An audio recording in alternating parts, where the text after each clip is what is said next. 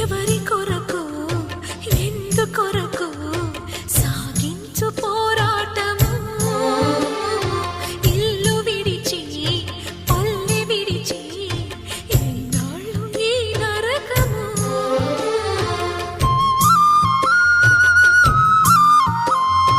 గుండెలో బాధలను దాచుకోవాలి నా పోరు బాటలో నీ తోడు కావాలి పల్లెనే ఇల్లుగా నువ్వు చూసుకోవాలి పంచాది నిర్మలకు చెల్లెవనిపించాలి